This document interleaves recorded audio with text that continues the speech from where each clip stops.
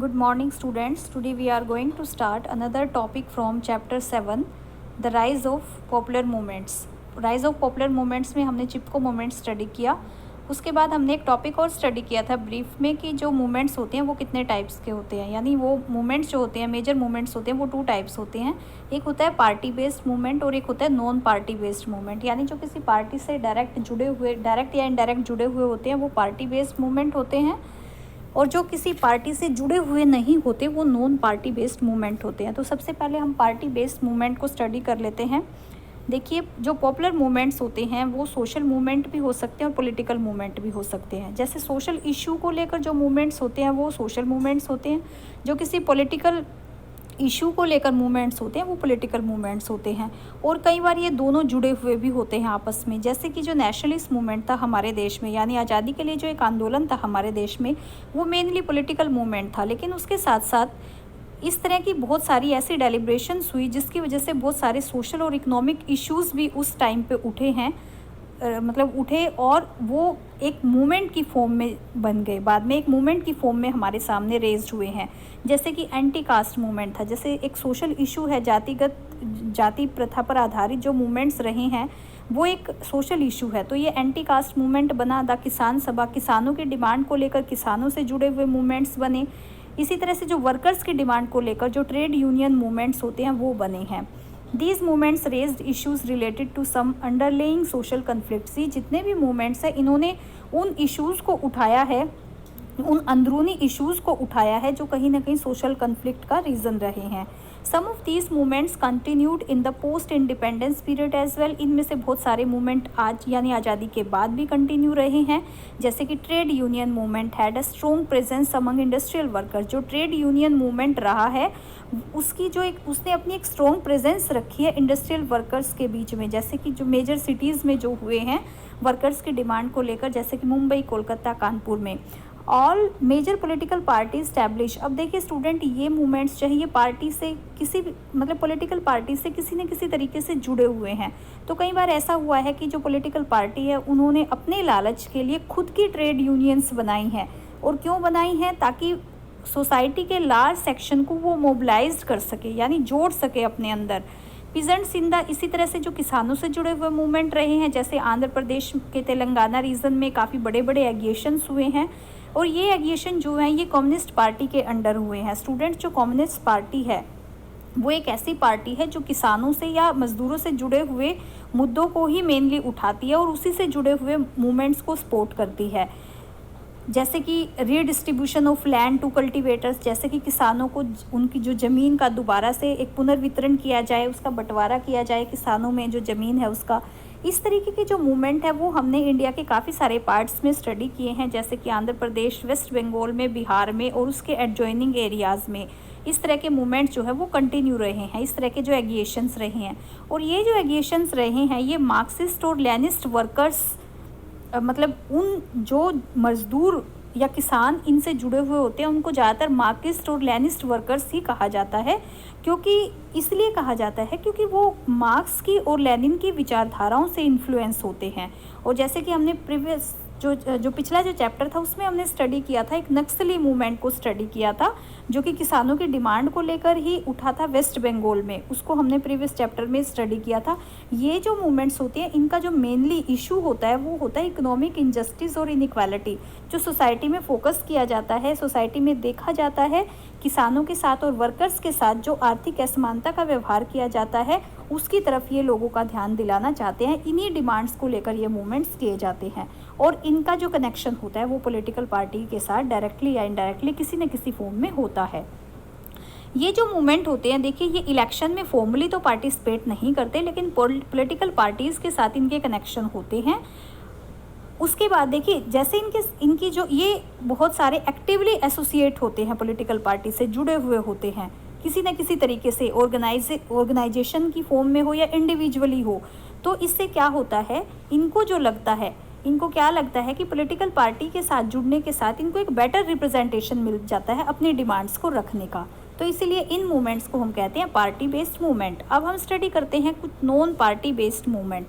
Non party based movement क्या होते हैं और नॉन पार्टी बेस्ड मूवमेंट क्यों अराइज हुए, क्योंकि आज़ादी के बाद हम देखते हैं तो हमारे देश में काफ़ी सारे जो मूवमेंट थे वो पार्टी बेस्ड थे, लेकिन नॉन पार्टी बेस्ड मूवमेंट क्यों बने धीरे धीरे, इसके पीछे काफ़ी सारे रीजंस है। ये भी एक क्वेश्चन बनता है, तो पहले वो रीज़न देखते हैं कि क्यों नॉन पार्टी बेस्ड मूवमेंट हमारे देश में अराइज हुए। इन द 1970 एंड 1980 जो बहुत सारे सेक्शन थे हमारे सोसाइटी के became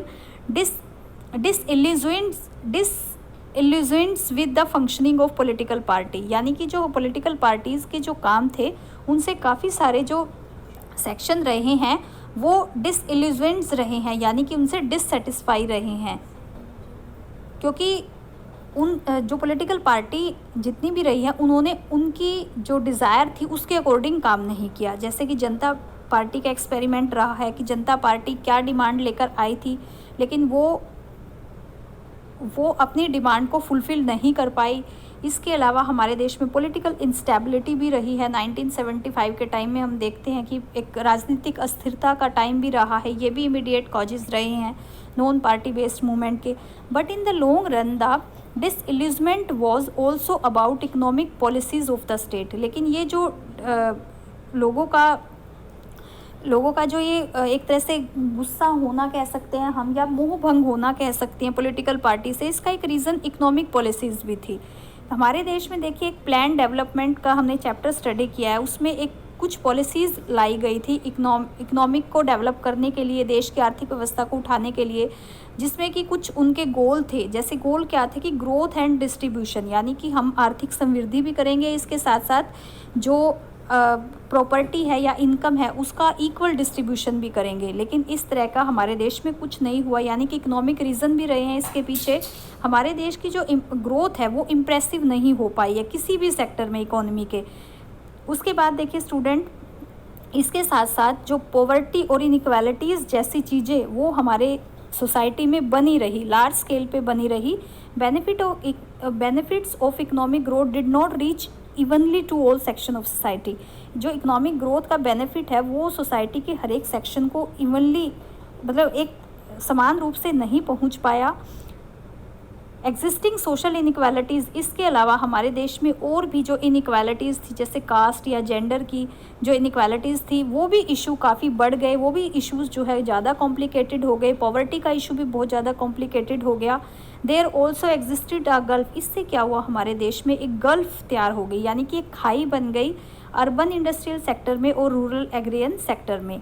a sense of injustice and deprivation grew among different groups, और इससे क्या हुआ हमारे देश के जो डिफरेंट ग्रुप्स थे, चाहे वो किसानों का ग्रुप हो, वर्कर्स का ग्रुप हो, उनके बीच में एक इनजस्टिस और डेप्रिवेशन की जो फीलिंग थी वो अराइज हो गई। यानी वो लोग अपने ये फील करने लगे कि उनके साथ जैसे अन्याय हो रहा है, या वो सोसाइटी से अपने आप को अलग महसूस करने लगे। तो इस तरह की चीज़ें, ये सारे सर्कमस्टेंसेस, ये सारी चीज़ें क्रिएट हुई है हमारे देश में, जिसकी वजह से कि लोगों का जो विश्वास है वो पार्टीज़ से उठता चला गया, और लोगों ने अपने ऑर्गेनाइजेशन बनाने शुरू कर दिए, अपने ग्रुप्स बनाने शुरू कर दिए, जिनको हम कहते हैं कि वॉलंटरी ग्रुप्स बनाने उन्होंने शुरू कर दिए।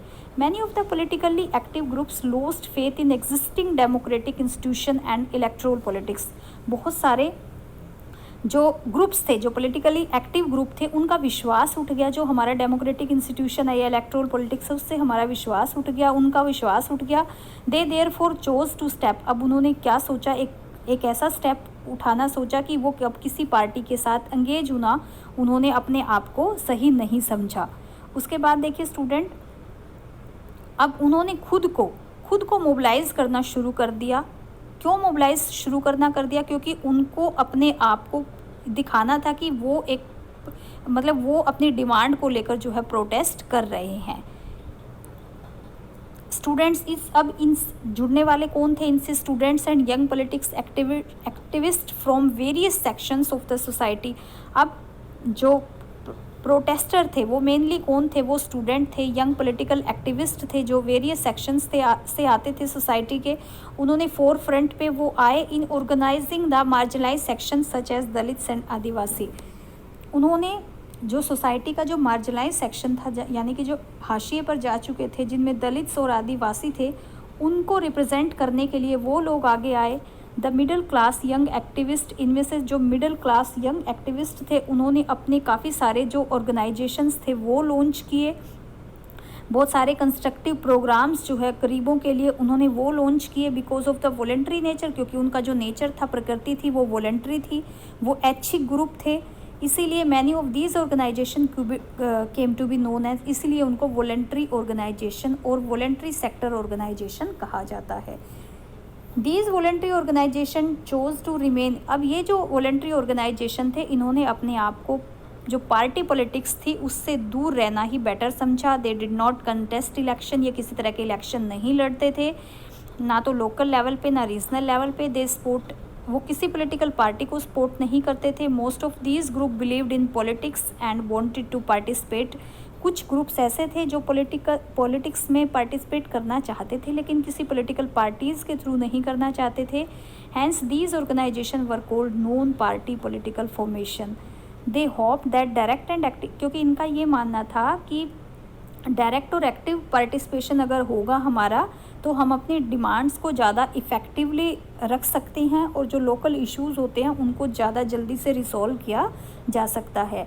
It was also hope that direct participation by people will reform the, इस उनको ये लगता था कि जो डायरेक्ट पार्टिसिपेशन होगा लोगों का, इससे हम डेमोक्रेटिक गवर्नमेंट की जो प्रकृति है उसमें भी काफ़ी सुधार कर सकते हैं। Such voluntary sector organisation still continue their work in, ये जो ऑर्गेनाइजेशंस है, वॉलेंट्री ऑर्गेनाइजेशन है, ये आज भी हमारे देश में रूरल और अर्बन एरियाज़ में किसी न किसी फॉर्म में काम करते हैं, लेकिन इनका नेचर जो है वो थोड़ा चेंज हो चुका है क्योंकि अब इनकी जो हेल्प होती है ये फंडेड होते हैं by external agencies including international service agencies. The ideal of local initiative is weakened as a result, इससे क्या हो गया है कि जो लोकल इनिशिएटिव है वो काफ़ी वीक हो गया है, क्योंकि जब बाहरी इफ़ेक्ट आपके ऊपर होता है तो आप अपने जो लोकल इश्यूज़ होते हैं उनको उठाने में इतने ज़्यादा कैपेबल नहीं हो पाते। लेकिन आज भी इनकी जो अवेलेबिलिटी है वो आज भी हमारे यहाँ है, लेकिन इनकी अवेलेबिलिटी पे जो इफ़ेक्ट रहा है वो एक्सटर्नल फंड का काफ़ी हद तक हो चुका है। तो स्टूडेंट, ये हमने 2 टाइप्स के जो मूवमेंट है वो स्टडी किए हैं। अगर हम कंक्लूज़न निकालें तो पार्टी बेस्ड मूवमेंट आज़ादी के बाद रहे हैं, हमारे देश में काफ़ी रहे हैं ऑर्गेनाइजेशन इस तरह के, लेकिन धीरे धीरे जब पार्टीज़ से लोगों का विश्वास उठता चला गया तो बहुत सारे ऐसे ऑर्गेनाइजेशन हमारे सामने आए कि जो नॉन पार्टी बेस्ड बन गए, जिनको कि वॉलेंट्री ऑर्गेनाइजेशन कहा गया, और जो अपनी डिमांड को रखने के लिए उन्होंने सोसाइटी के लोगों के बीच में वो आए और अपना एक प्लेटफॉर्म उन्होंने तैयार किया। आई होप ये दोनों टॉपिक आपको समझ आ गए होंगे। नेक्स्ट हमारा टॉपिक होगा, जो नेक्स्ट हमारा मूवमेंट है वो है दलित पैंथर्स, काफ़ी इम्पोर्टेंट है, उसको हम नेक्स्ट वीडियो में स्टडी करेंगे। Thank you so much.